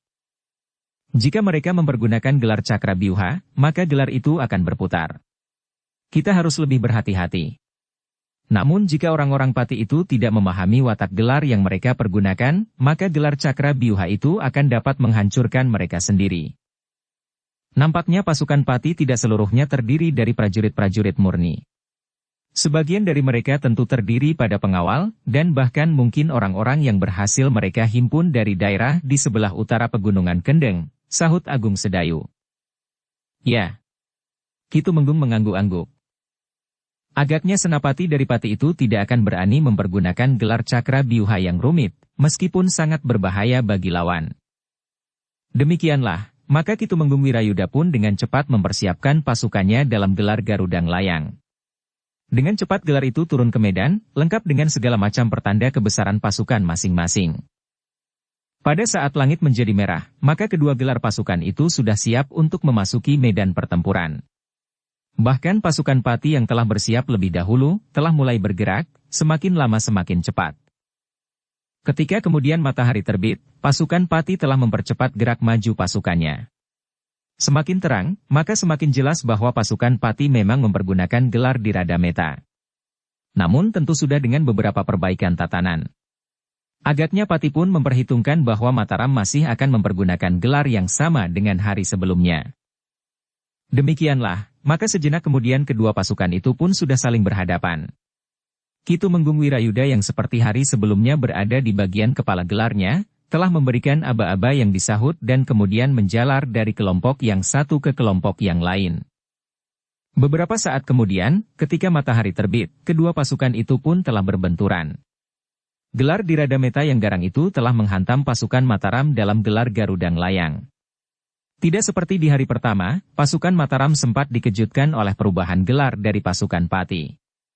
Pada hari kedua, pasukan Mataram yang mapan telah siap menghadapi gelar di Radameta yang garang itu. Pada saat gelar di Radameta itu menghantam induk pasukan Mataram di tengah-tengah gelarnya, maka gelar Garuda Layang itu memang sempat terguncang. Tetapi gelar Garuda Layang itu tidak perlu terdorong surut. Ki Tumenggung Wirayuda telah memerintahkan pasukannya untuk tetap bertahan pada garis benturan. Sementara itu, ujung-ujung sayapnya dengan cepat bergerak menghantam lambung gelar lawan. Namun pasukan Pati itu pun telah bersiap sepenuhnya. Karena itu, hempasan sayap gelar Garuda Layang itu tidak dengan serta-merta menggoyahkan pertahanan pasukan Pati. Sejenak kemudian pertempuran pun telah menyala dengan sengitnya. Meskipun kedua belah pihak menyadari bahwa mereka tidak boleh menghentakkan tenaga sehingga mereka akan menjadi sangat letih sebelum matahari turun, namun untuk melindungi diri mereka masing-masing, maka para prajurit itu harus mengerahkan kemampuan mereka. Sementara itu, di paruh gelar Garuda Layang, Agung Sedayu bertempur dengan garangnya. Cambuknya kadang-kadang menggelepar memekakkan telinga. Para prajurit Pati yang bertempur di sekitarnya seakan-akan mendapat peringatan betapa garangnya pasukan khusus Mataram itu. Namun kadang-kadang hentakan cambuk Agung Sedayu justru tidak menimbulkan bunyi ledakan. Tetapi justru hentakan cambuk yang seakan-akan lunak itulah yang telah mengguncang jantung orang-orang yang berdiri di sekitarnya. Sentuhan ujung cambuknya mampu mengoyak kulit daging sampai ke putih tulang. Salah seorang senapati-pati yang berada di ujung belalai gelar di Radameta melihat betapa garangnya senapati Mataram yang ada di paruh gelarnya. Karena itu, dengan serta-merta perwira Pati itu telah berdiri tegak di hadapan Agung Sedayu sambil berkata, "Minggir. Biarlah anak ini aku selesaikan." Agung Sedayu sempat memperhatikan perwira yang berdiri di hadapannya. Seorang yang bertubuh tinggi, tegap dan berdada lapang. Kumisnya yang tebal sebelah menyebelah telah berbaur dengan warna putih. Demikian pula helai-helai rambutnya yang sedikit tergerai di bawah ikat kepalanya. "Namamu siapa Kisanak?" orang itu sempat bertanya. "Agung Sedayu." "Kau?" "Wirapamungkas," jawab orang itu. Agung Sedayu tidak berbicara lebih lanjut. Ujung juntai cambuknya telah mulai bergetar. Bahkan kemudian sebuah ledakan yang sangat keras seakan-akan telah mengoyakkan selaput telinga. Wirapamungkas mengerutkan dahinya. Bunyi yang keras itu memang mengganggu pendengarannya. Namun katanya, "Heh, siapakah kau sebenarnya? Apakah kau seorang gembala yang biasa berkeliaran di padang rumput, atau seorang prajurit yang berada di medan pertempuran? Jarang sekali aku bertemu dengan prajurit yang bersenjata cambuk. Apalagi yang berkemampuan tidak lebih dari seorang sais pedati beban." Agung Sedayu segera tanggap. Orang itu tentu juga berilmu tinggi, sehingga ia mampu menilai ledakan cambuknya. Namun demikian mulut orang itu terkatup, maka cambuk Agung Sedayu telah dihentakkannya lagi. Tidak menimbulkan bunyi yang menghentak. Namun Wirapamungkas itu mengerutkan dahinya sambil berkata, "Aku salah menilaimu Kisanak. Baiklah. Kita akan menentukan, siapakah yang akan keluar dari pertempuran ini utuh. Wadak dan nyawanya." Agung Sedayu tidak menjawab, sementara Wirapamungkas telah mengacukan ujung tombaknya. Agung Sedayu memang harus berhati-hati menghadapi lawannya. Apalagi ketika ia melihat ujung tombak yang kehitam-hitaman itu seakan-akan telah memancarkan cahaya yang kehijau-hijauan. Demikianlah, sejenak kemudian keduanya telah terlibat dalam pertempuran yang sengit. Tombak Wirapamungkas berputar dengan cepatnya. Namun tiba-tiba tombak itu terayun mendatar. Kemudian mematuk seperti kepala seekor ular. Tetapi Wirapamungkas harus berloncatan menghindari ujung cambuk Agung Sedayu yang menyambar ke arah leher, namun kemudian menghentak sendal pancing. Untuk beberapa saat keduanya bertempur dengan sengitnya, sementara pertempuran menjadi semakin sengit. Ujung-ujung sayap gelar Garuda Layang berkali-kali menghantam lambung gelar pasukan Pati. Sekali-sekali pertahanan pasukan Pati itu memang tergetar. Namun kemudian justru gelar itu berusaha menghentak pasukan induk Mataram yang tersusun sebagai kepala seekor Garuda dalam gelar Garuda Layang. Semakin tinggi matahari, maka pertempuran itu pun menjadi semakin sengit. Kedua belah pihak semakin meningkatkan kemampuan mereka, sementara tenaga mereka masih sesegar saat pertempuran itu dimulai. Namun satu-satu korban mulai berjatuhan. Beberapa orang prajurit justru bertugas untuk menyingkirkan kawan-kawan mereka yang terluka dari keganasan medan pertempuran. Sementara pertempuran menjadi jadi, maka di Jati Anom, Kanjeng Adipati telah memanggil semua panglima dan senapatinya untuk berkumpul. Kepada para panglima dan senapatinya, Kanjeng Adipati Pati menyatakan kemarahannya atas peristiwa-peristiwa yang terjadi di luar dugaannya. Serangan atas lumbung utama serta landasan-landasan pengamanan di sekitar Jati Anom menunjukkan betapa tangkasnya prajurit Mataram bergerak dan betapa lemahnya ketahanan prajurit Pati. Karena itu, maka Kanjeng Adipati pun memerintahkan bahwa hal-hal seperti itu tidak boleh terjadi lagi. Kita harus mendapatkan ganti atas hancurnya lumbung utama itu. Jika kita dengan cepat dapat memecahkan pertahanan Mataram dan masuk menembus dinding kota, maka kita akan mendapatkan gantinya di dalam kota itu. Tetapi jika tidak, dalam beberapa hari kita akan mengalami kesulitan. Karena itu, maka di sepanjang perjalanan dari Jati Anom ke Prambanan, kita harus menemukan kemungkinan untuk mendapatkan bahan pangan. Para senapati itu mengangguk-angguk. Perintah itu jelas. Mereka harus memasuki pasukan untuk mendapatkan lumbung-lumbung padi. Namun mereka tidak akan menemukannya di Jati Anom, karena semua lumbung yang ada telah dikosongkan sebelumnya. Dengan demikian, maka para senapati dan panglima dari Pati itu akan memperhitungkan bahwa perjalanan mereka akan menjadi semakin lamban. Beberapa orang senapati dan panglima menjadi gelisah oleh perintah itu. Bukan karena mereka mencemaskan kekurangan pangan atau kelambanan gerak maju mereka. Tetapi perintah itu akan dapat membuka kemungkinan buruk bagi para prajurit Pati. Jika mereka harus memasuki padukuhan-padukuhan untuk menemukan lumbung-lumbung padi dan jagung, maka kesempatan itu akan dapat dipergunakan untuk bukan saja memasuki lumbung bahan pangan, tetapi juga sentong-sentong rumah orang-orang yang dianggap memiliki harta benda yang bernilai mahal. Tetapi para senapati itu tidak dapat menentang perintah Kanjeng Adipati itu. Besok kita tinggalkan tempat ini. Kita akan bergerak ke Prambanan. Kita akan membuat pesanggrahan di sebelah timur Kali Dengkeng, perintah Kanjeng Adipati. Perintah itu tegas dan pasti. Dengan demikian, maka pada hari itu para prajurit Pati di Jati Anom segera mempersiapkan diri. Para prajurit yang kemudian ditugaskan untuk mengadakan landasan pengamanan di sekitar Jati Anom pun harus menyesuaikan diri. Besok mereka harus kembali ke induk pasukan menjelang fajar, dalam kesiagaan untuk segera bergerak menuju ke Jati Anom. Hari itu juga Kanjeng Adipati telah mendapat berita dari pertempuran yang terjadi di sisi utara. Pertempuran berlangsung dengan sengitnya di hari pertama. Pasukan Pati itu tidak berhasil memancing kekuatan terbesar Mataram, karena kekuatan yang besar dari Mataram itu telah berangkat menuju Prambanan dipimpin langsung oleh Pangeran Adipati Anom. Jika demikian, pasukan kita itu akan dapat menghancurkan pasukan Mataram yang kecil itu. Kemudian bergerak di belakang pasukan Mataram yang sudah terlanjur menuju ke Prambanan, berkata Kanjeng Adipati. Penghubung yang memberikan laporan itu termangu-mangu. Namun kemudian katanya, di hari kedua sekarang ini masih terjadi pertempuran gelar.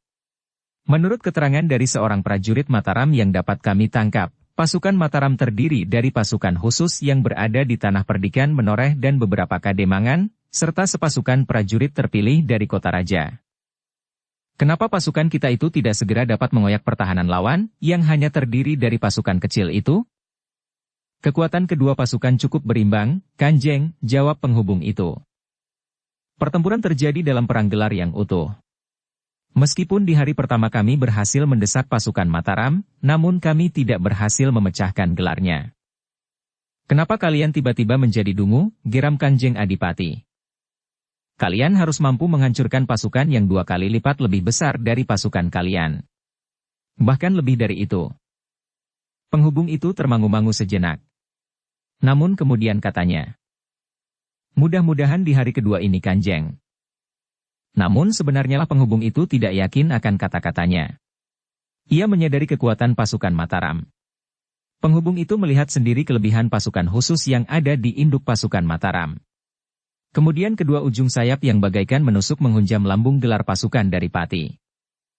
Sebenarnya lah pertempuran pada hari kedua itu pasukan Mataram justru berhasil mendorong pasukan Pati perlahan-lahan mundur.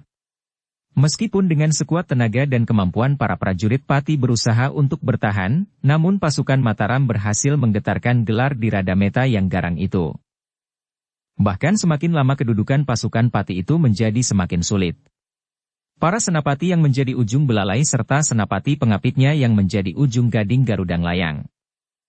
Agung Sedayu di ujung paruh gelarnya serta kedua senapati pengapit di pangkal sayapnya, cukup tangguh untuk melawan hentakan gelar lawan. Namun gelar di Radameta itu masih tetap utuh, meskipun harus bergerak mundur. Dalam pada itu, Ki Tumenggung Wirayuda yang memimpin gelarnya dari induk pasukan berdasarkan laporan-laporan serta benturan pertempuran di induk pasukan, memperhitungkan bahwa kemungkinan yang terbaik dapat dilakukan oleh pasukannya pada saat itu. Karena itu, Ki Tumenggung kemudian telah memerintahkan seluruh pasukan pendukung untuk mengerahkan segenap kemampuan seluruh pasukannya. Selagi gelar pasukan Pati menjadi goyah, maka kesempatan terbaik itu tidak boleh dilewatkan. Pada saat yang hampir bersamaan, para penghubung telah menyampaikan perintah itu kepada para senapati. Namun pelaksanaannya para senapati itu harus menunggu isyarat dari Ki Tumenggung Wirayuda, agar hentakan itu dapat dilakukan serentak dalam waktu yang bersamaan. Demikianlah, para senapati pun segera mempersiapkan diri. Para senapati pun telah menyampaikan perintah itu kepada para pemimpin kelompok untuk mempersiapkan diri pula. Ketika menurut perhitungan Ki Tumenggung Wirayuda perintahnya sudah sampai ke ujung-ujung sayap, paruh dan pangkal sayap gelarnya, maka Ki Tumenggung pun telah memerintahkan 3 orang penghubungnya untuk mempersiapkan panah sendaren. Demikian Ki Tumenggung mengangkat tangannya, maka 3 buah anak panah sendaren meluncur dari 3 buah busurnya, terbang ke 3 arah.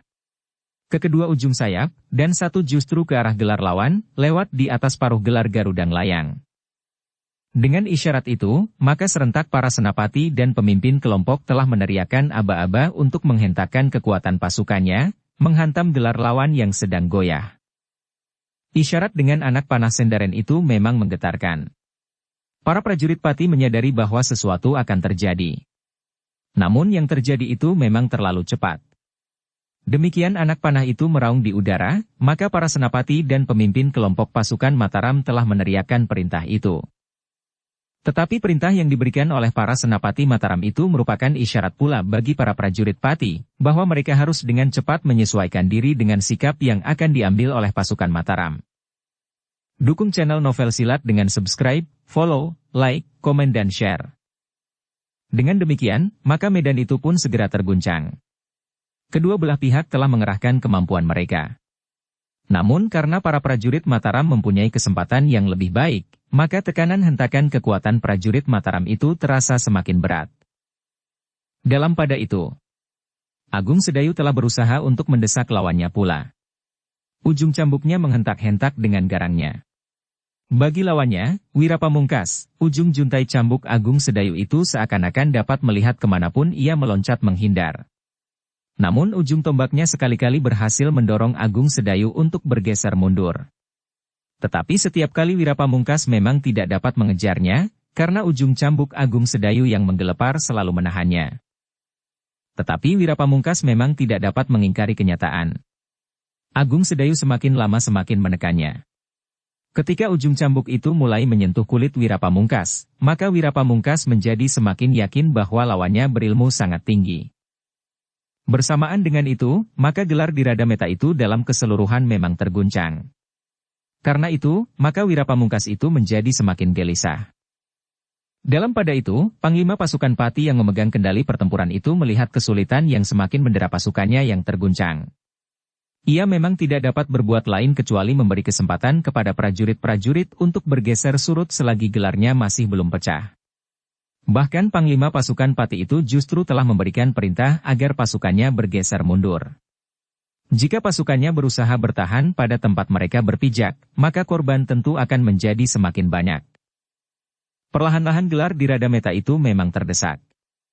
Dalam keadaan yang sulit, gelar itu seakan-akan menggeliat.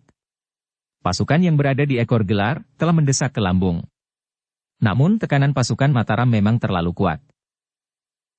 Bahkan Panglima pasukan Pati itu justru telah memberikan perintah agar pasukannya bergeser mundur.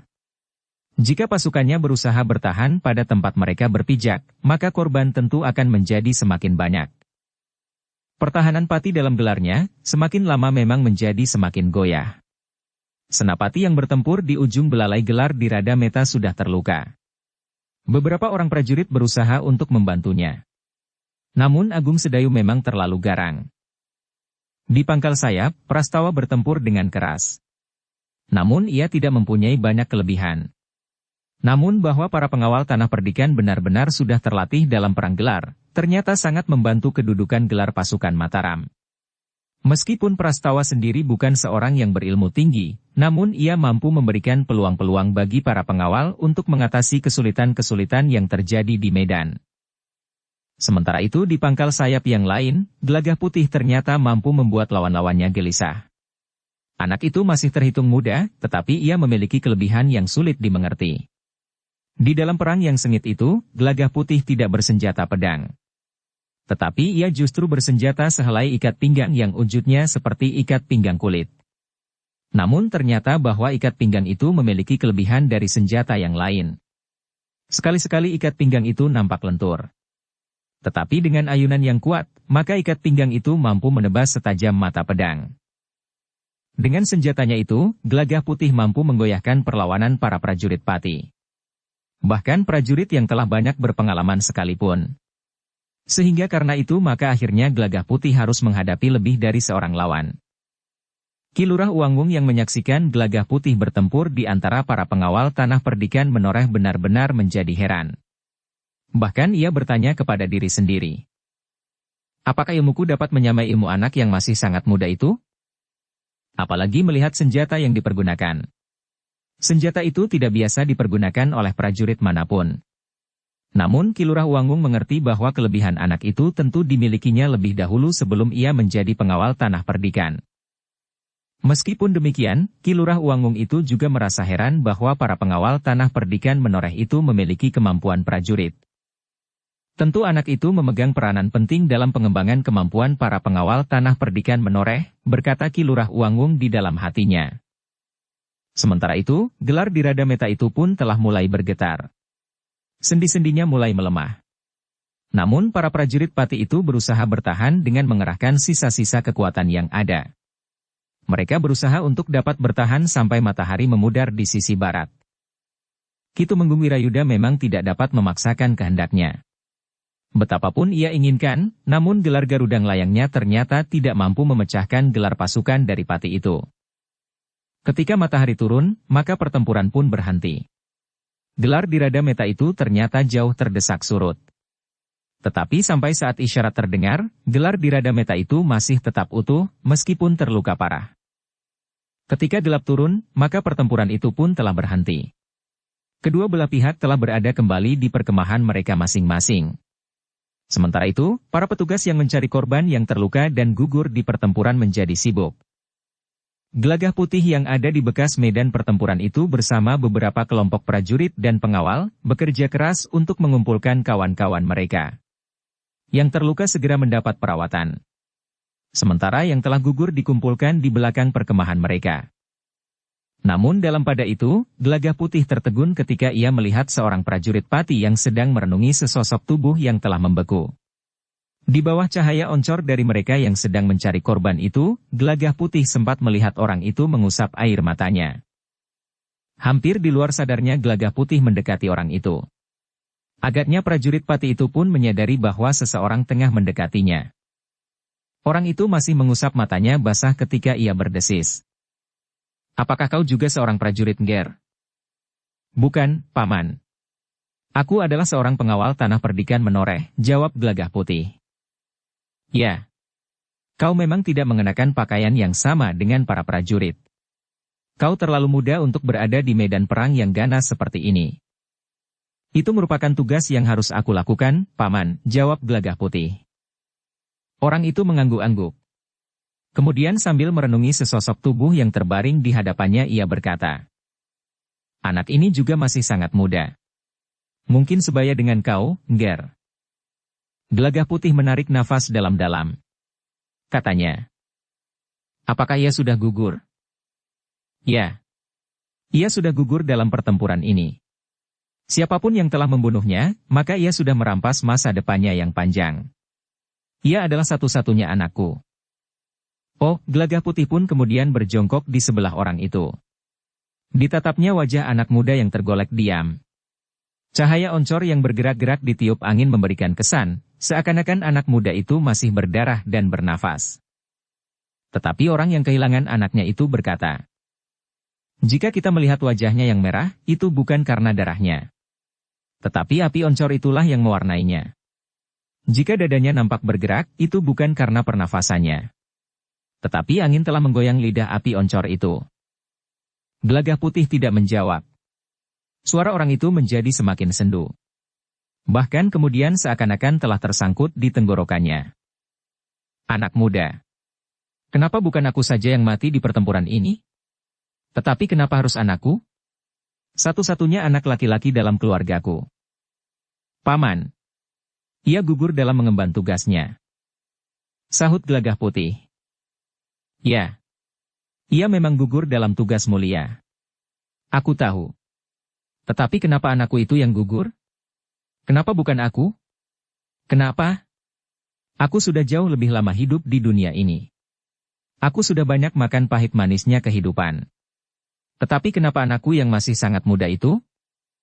Tidak seorang pun yang mampu merubah garis kehidupan seseorang, paman," berkata Gelagah Putih. Orang itu mengangguk. Sekali lagi ia mengusap matanya sambil berdesis. "Anak muda. Kenapa kau ikut berperang? Tugas?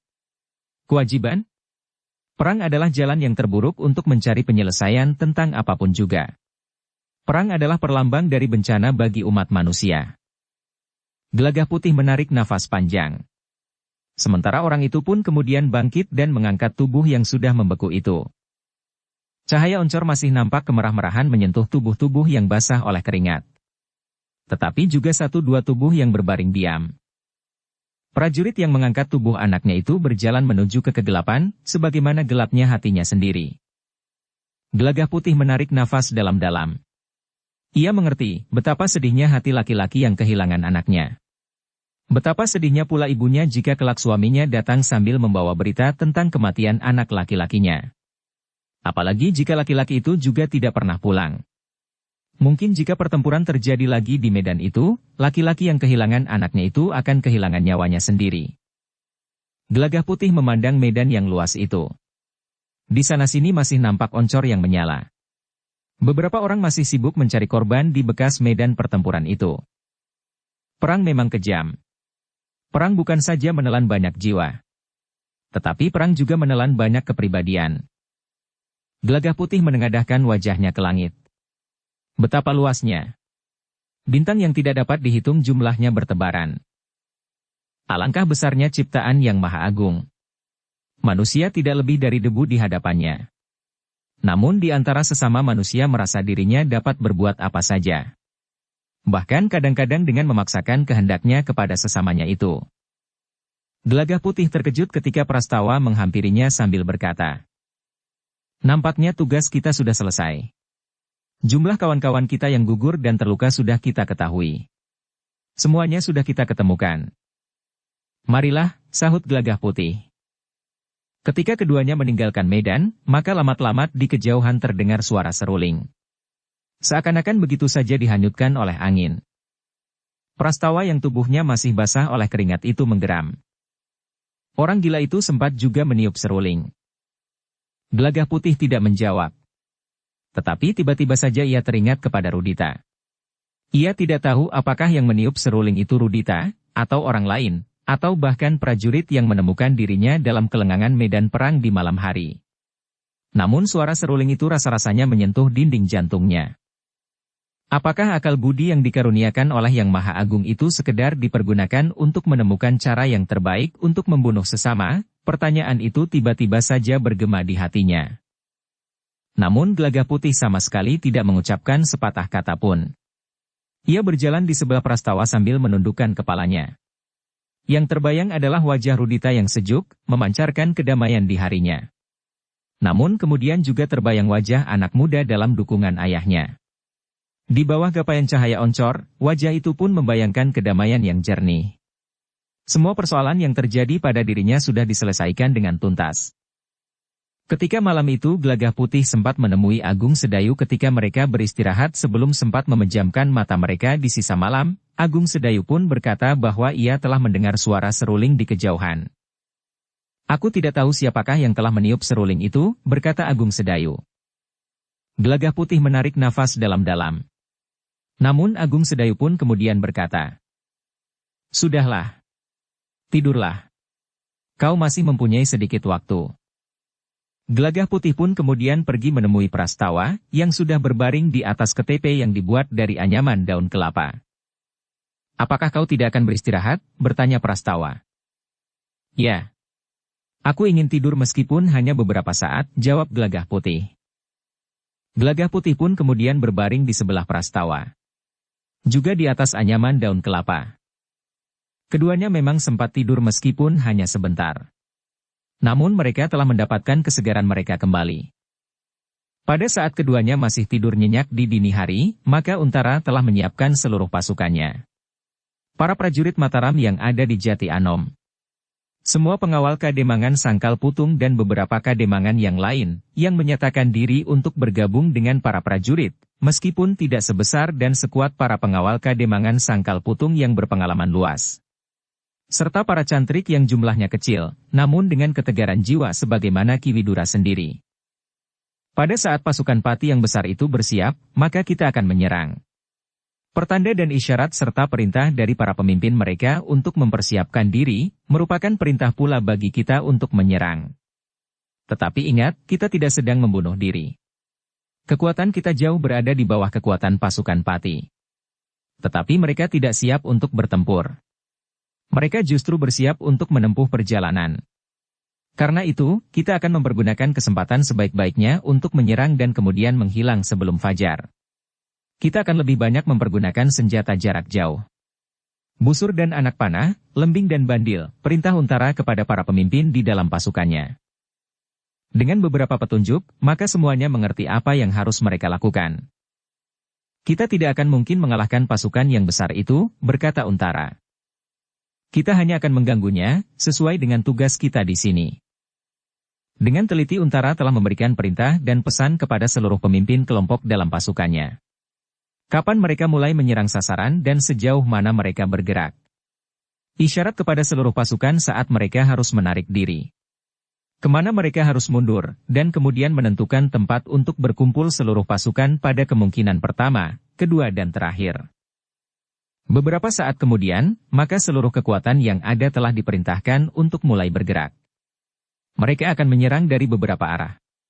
Seperti saat mereka menyerang landasan pengamanan pasukan Pati, maka mereka dibagi dalam beberapa kesatuan, yang masing-masing akan menyerang dari arah yang berbeda. Sementara itu, seluruh pasukan Pati pun telah mempersiapkan diri. Seperti yang telah mereka rencanakan, maka mereka akan berangkat sebelum fajar.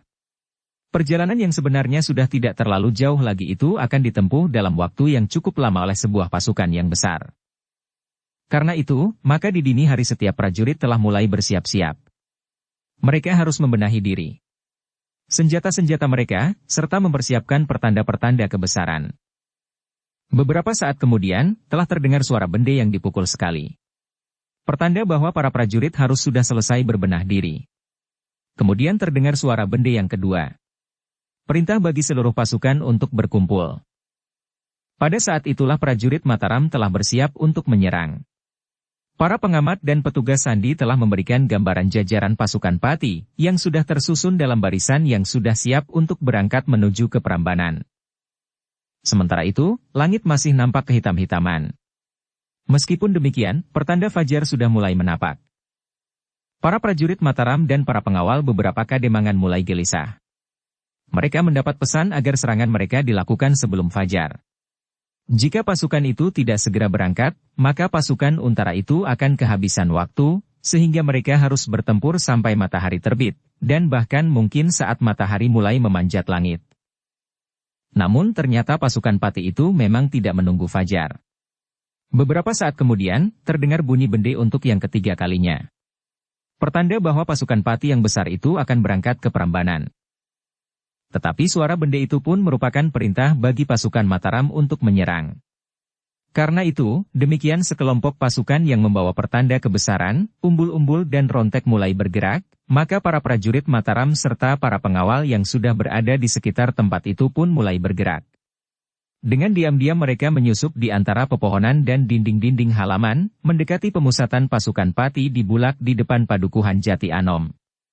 Pasukan Untara tidak saja menyerang dari arah Jati Anom, tetapi juga dari padukuhan yang lain, meskipun mereka harus melintasi daerah terbuka, tetapi tidak terlalu luas.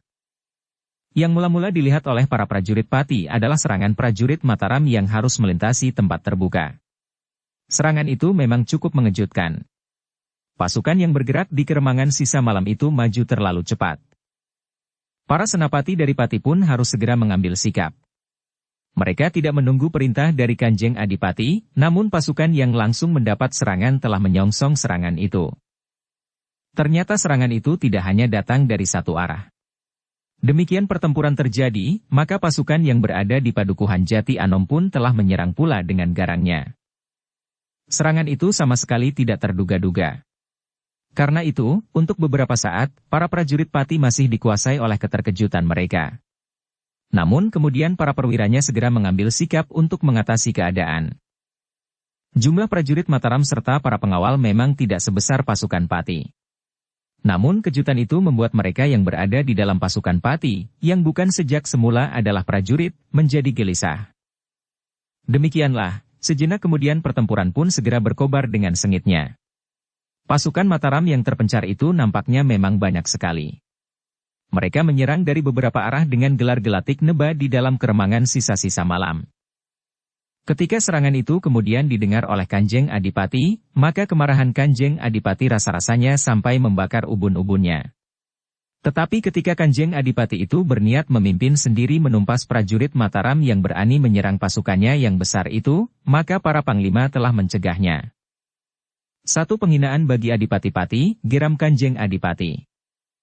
Biarlah anak-anak menyelesaikannya, Kanjeng, berkata salah seorang panglimanya. Tetapi pasukan Pati yang baru mulai bergerak itu memang harus berhenti. Dari tempatnya, Kanjeng Adipati melihat pertempuran yang telah menyala di ekor iring-iringan pasukannya.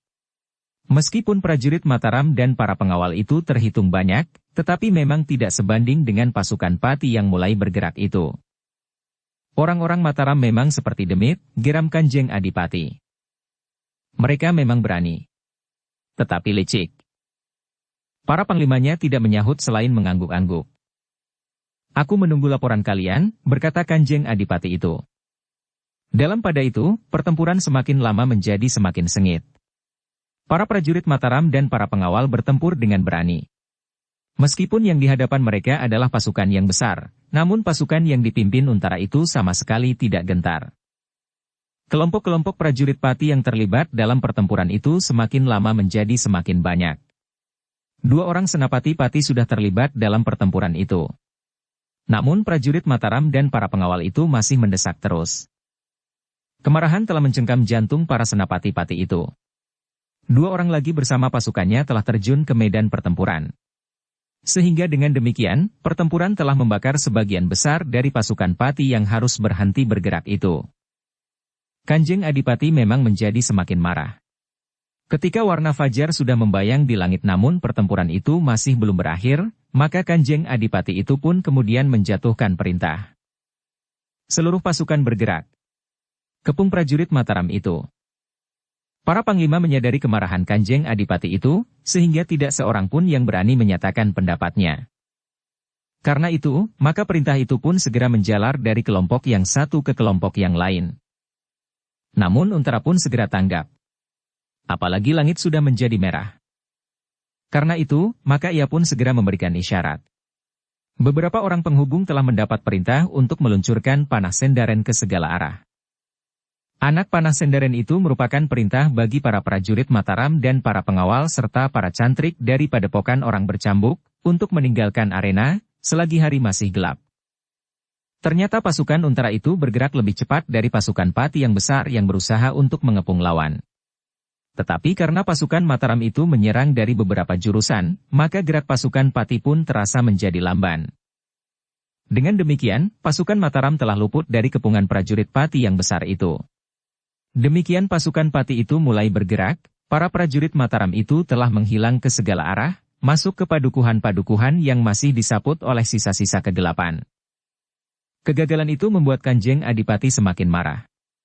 Tetapi pasukan Mataram yang dipimpin Untara itu seakan-akan telah lenyap di telan bumi. Para senapati-pati tidak memerintahkan prajurit-prajuritnya untuk mengejar para prajurit Mataram, karena mereka harus segera berangkat ke Prambanan. Jantung Kanjeng Adipati Pati rasa-rasanya hampir meledak. Bagaimanapun juga keberangkatan pasukan Pati itu memang harus tertunda. Ternyata bahwa dalam sergapan yang tiba-tiba serta dalam pertempuran yang tidak terlalu lama itu, telah jatuh beberapa orang korban yang terbunuh. Sedangkan banyak di antara prajurit Pati yang terluka. Dengan demikian, maka para prajurit Pati itu harus lebih dahulu menguburkan para korban. Sementara itu para prajurit yang terluka, apalagi yang parah pada kesempatan 2 malam berturut-turut itu, akan menjadi beban pasukan Pati. Meskipun demikian, pasukan Pati itu tetap merupakan pasukan yang besar. Namun Kanjeng Adipati Pati itu pun telah mendapat laporan dari para petugas sandi, bahwa Mataram telah menempatkan pasukan yang besar pula di sebelah barat Kali Dengkeng. Dalam pada itu, di saat-saat Untara menarik pasukannya di bawah bayangan fajar, Ki Tumenggung Wirayuda telah menyiapkan pasukannya dalam gelar sebagaimana dipergunakan di hari-hari sebelumnya. Tetapi 2 orang petugas sandi yang mengamati perkemahan prajurit Pati melaporkan bahwa pasukan Pati telah ditarik dari perkemahan. Perkemahan prajurit Pati itu sudah kosong. Pasukan yang ada, menjelang dini justru telah meninggalkan perkemahan.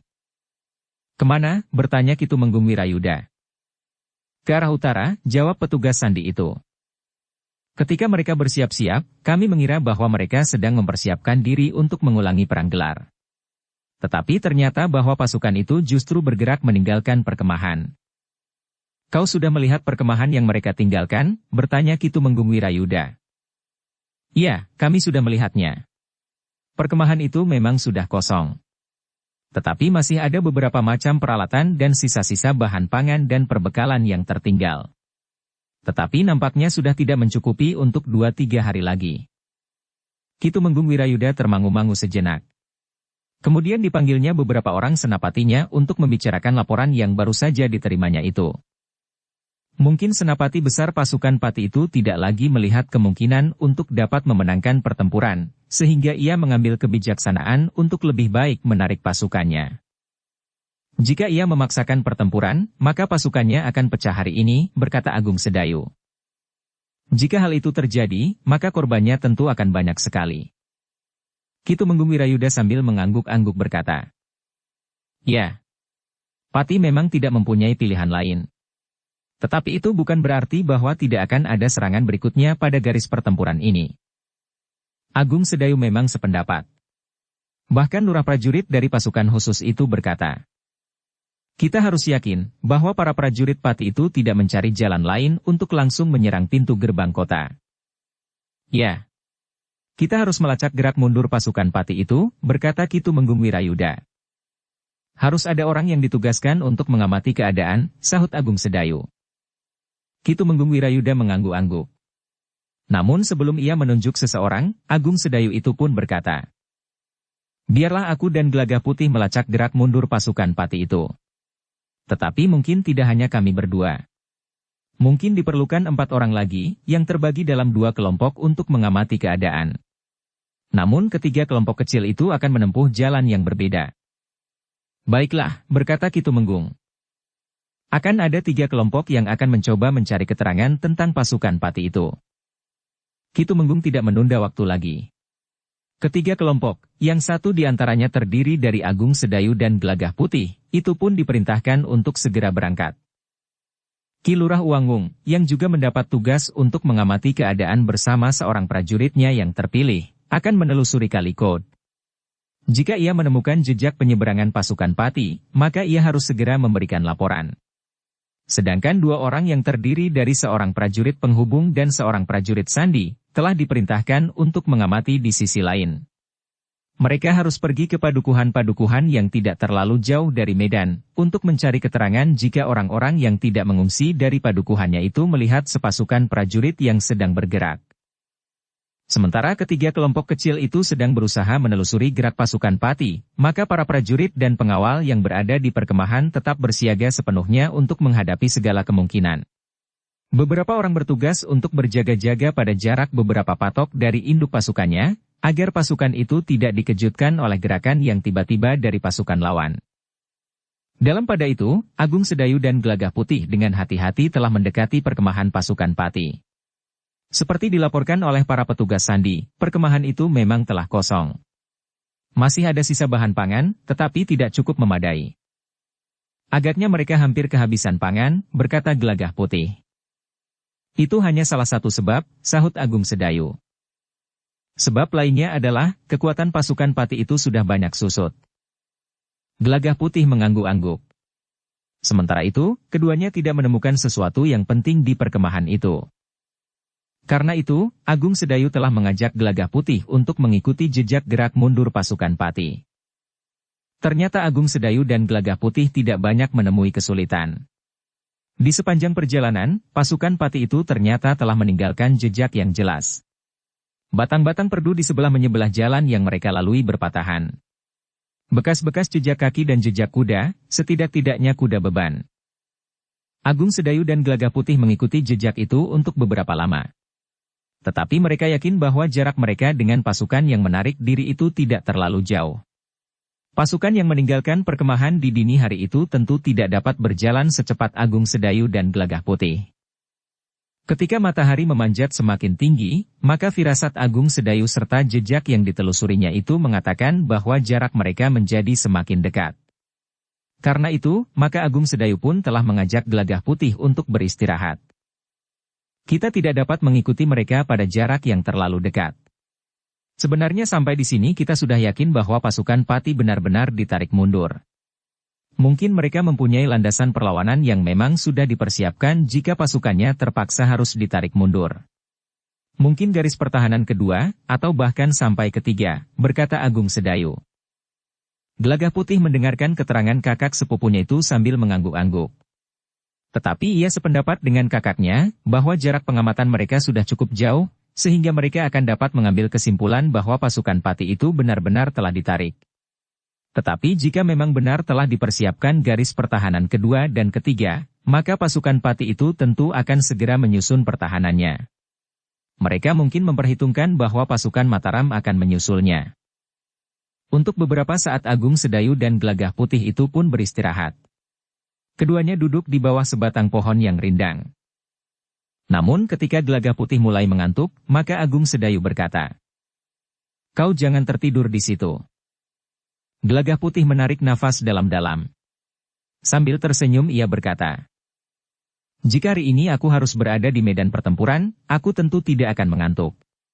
Tetapi duduk di bawah sebatang pohon yang rindang sementara angin semilir lembut, mataku rasa-rasanya menjadi sangat berat. Sebenarnya kita memang sudah letih. Kita bertempur sepanjang hari. Sampai jauh malam kau masih sibuk mencari korban pertempuran. Pagi-pagi kita harus sudah siap untuk maju ke medan lagi. Karena itu, adalah wajar jika kau mulai mengantuk. Aku pun mengantuk pula. Kita akan melanjutkan perjalanan. Tetapi perlahan-lahan, agar jarak di antara kita dan pasukan itu tidak terlalu dekat." Agung Sedayu mengangguk-angguk. Namun ketika ia siap untuk bangkit, digamitnya Gelagah Putih sambil berdesis. "Kau rasakan getar seseorang?" "Iya," sahut Gelagah Putih. "Tetapi tentu lebih dari seorang." "2 orang," jawab Agung Sedayu. Keduanya membatalkan niatnya untuk bangkit. Keduanya kembali duduk di bawah bayangan dedaunan yang rindang. Sebenarnya lah, 2 orang kemudian melangkah mendekati. 2 orang yang muncul dari balik rumput perdu yang lebat. Agung Sedayu memandang kedua orang itu dengan dahi yang berkerut. Namun kemudian ia pun berdesis. "Hati-hatilah, Gelagah Putih." "Siapakah mereka?" bertanya Gelagah Putih. "Entahlah," jawab Agung Sedayu. "Aku tidak tahu, apakah mereka mempunyai hubungan dengan pasukan Pati atau tidak." Kedua orang itu melangkah semakin dekat. Namun kemudian mereka pun berhenti beberapa langkah di hadapan Agung Sedayu dan Gelagah Putih, yang masih duduk di tempatnya. "Kisanak," salah seorang di antara kedua orang itu berdesis. "Siapakah kalian berdua?" "Menurut pengamatan kami, jalur ini adalah jalur gerak mundur pasukan dari Pati.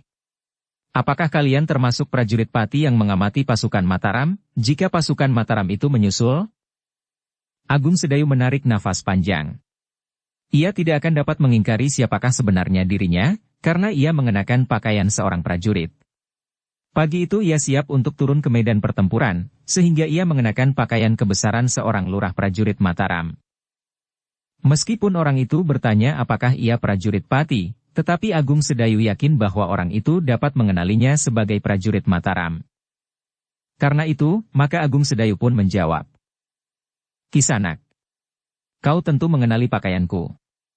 Karena itu, aku tidak usah menjawab pertanyaanmu itu. Orang itu tertawa. Katanya, baiklah. Kau benar. Aku memang mengenali pakaianmu. Kau tentu seorang prajurit Mataram. Tetapi pakaian kawanmu itu bukan pakaian prajurit Mataram. Ia bukan prajurit Mataram. Tetapi ia berdiri dan berjuang bersama-sama dengan para prajurit Mataram, karena itu merasa sebagai rakyat Mataram. Bagus, orang itu mengangguk-angguk.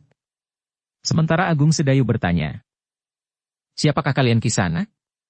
Dan kenapa kalian berada di daerah yang dibayangi oleh perang? Sementara itu, kalian tidak menunjukkan tanda-tanda bahwa kalian adalah prajurit. Atau barangkali kalian prajurit Sandi dari Pati, yang justru bertugas sebagaimana kau tuduhkan atas kami berdua tadi. Orang itu termangu-mangu sejenak. Namun kemudian orang itu tertawa lagi sambil berkata, ternyata kau menebak tepat. Kami memang petugas Sandi dari Pati. Nah, bukankah dengan demikian kita akan langsung berhadapan sebagai lawan? Agung Sedayulah yang kemudian tertawa. Katanya, begitukah kebiasaan seorang petugas Sandi? Mengaku dengan menepuk dada kepada orang yang ditemui di pinggir jalan, dan yang bahkan jelas memakai pakaian seragam prajurit lawannya? Bersambung ke bab 429. Dukung kami dengan subscribe, follow, like, komen dan share. Terima kasih.